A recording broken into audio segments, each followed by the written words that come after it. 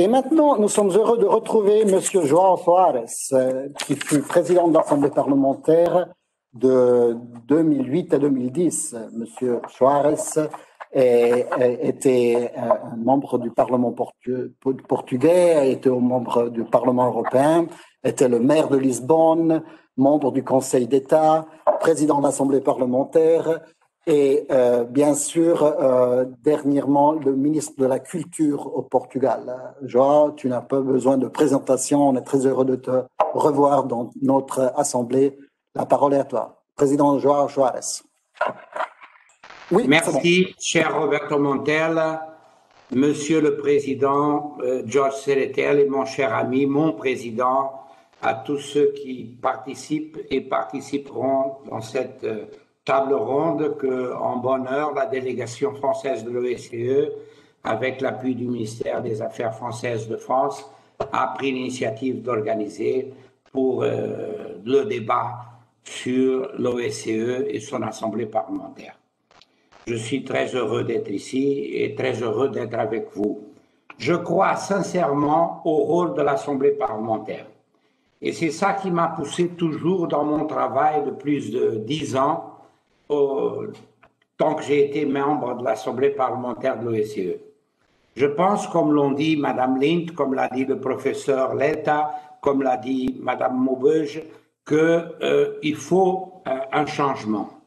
Il faut faire face à tout ce qui est nouveau dans le cadre de nouveau dans lequel nous sommes en train de vivre et aux défis qui se nous présentent avec un visage nouveau et en renouvelant les méthodes que nous avons toujours utilisées au long de l'histoire de l'OSCE et de son assemblée parlementaire.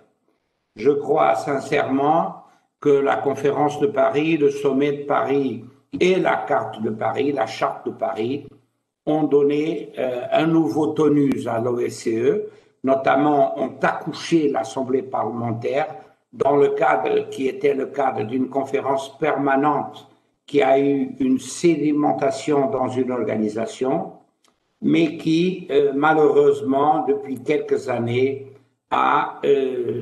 s'est laissé grossir et s'est laissé un peu perdre la vitesse et l'énergie dont elle avait fait la preuve pendant les premières années.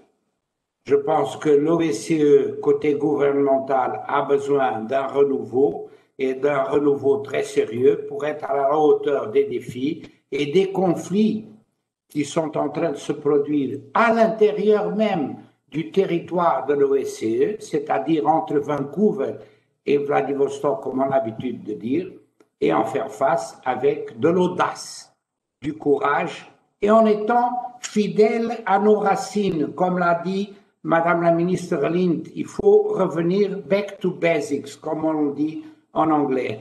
Revenir à nos racines, être capable de parler avec ceux qui parlent différemment de nous, et établir le dialogue qui est nécessaire à la paix et à la construction de solutions qui puissent aboutir à une économie plus stable et plus intégrée et plus solidaire, mais surtout à un dialogue qui aboutisse aux valeurs démocratiques et aux valeurs du respect des droits humains. Et les dernières années, il faut reconnaître, notamment le conflit qui vient d'éclater, qui était un conflit congelé depuis plusieurs années, au Nagorno-Karabakh entre l'Arménie et l'Azerbaïdjan, sûrement aussi avec une participation turque qui est regrettable. Il faut faire face aux défis avec de l'audace, mais malheureusement, Vienne et le côté gouvernemental, depuis quelques années, n'a plus cette audace. Et c'est devenu quelque chose de très bureaucratique qui ne répond pas aux réelles difficultés.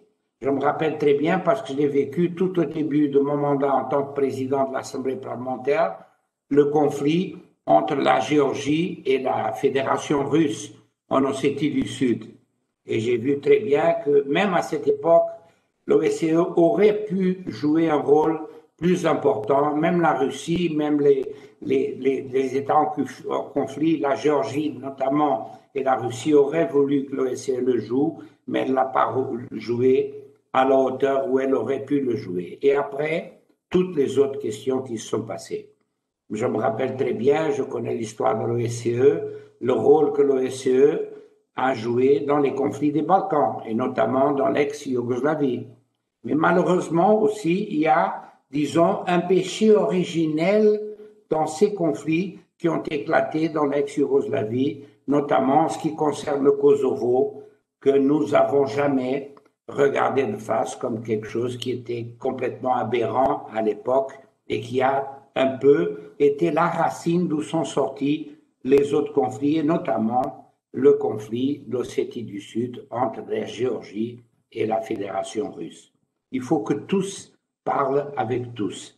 Il faut regagner l'espace et le territoire, comme l'on dit tous, du multilatéralisme. Et je pense, comme l'a dit le professeur et le Premier ministre Letta, que le multilatéralisme a maintenant une chance avec cette crise du Covid. Il faut qu'on sache l'attraper.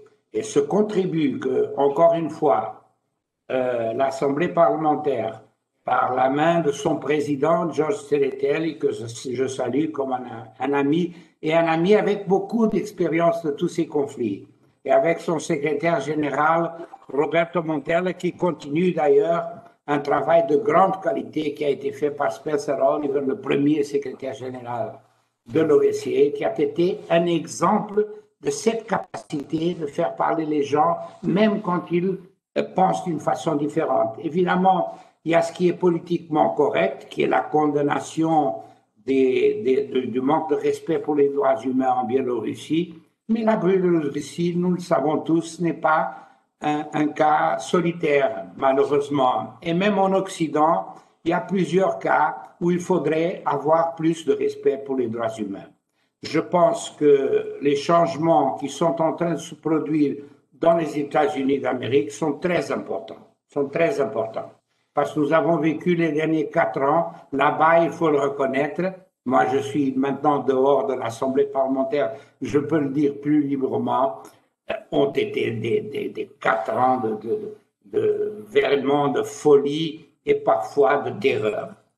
Je pense que le monde a compris. Et je pense, heureusement, que les leçons qui viennent aussi de la crise économique de 2008-2010 sont en train d'être prises en compte dans les mesures qu'au cadre de la communauté européenne, de l'Union européenne, ont été prises en ce qui regarde la crise du Covid. Je salue notamment le contribut extrêmement positif de l'Allemagne et de la présidence allemande. Le Portugal va succéder à la présidence allemande de l'OSCE, de l'Union européenne, et j'espère qu'il pourra aussi jouer un rôle en ce qui concerne le rapport fraternel qui doit s'établir avec l'OSCE, une OSCE rénovée. Je salue George Tsereteli, mes anciens collègues, mes amis de l'OSCE, je salue Roberto Montella, je salue aussi peut-être Spencer s'il est en train de nous regarder, et je tiens à vous faire un éloge très sincère et du fond de mon cœur. Je sais que vous, comme Churchill dans l'heure décisive, vous ne vous rendrez jamais. L'OSCE-PA will never surrender. Merci, tous mes amis. Merci beaucoup, cher président Juarez, cher Joao. Merci pour ces mots et pour l'exemple.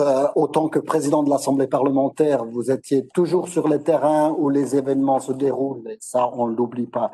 Et merci aussi pour cet appel au dialogue avec les pays avec lesquels on a des différences. C'est un dialogue qui doit continuer, même entre pays qui ont des différences, mais un dialogue toujours basé sur les valeurs communes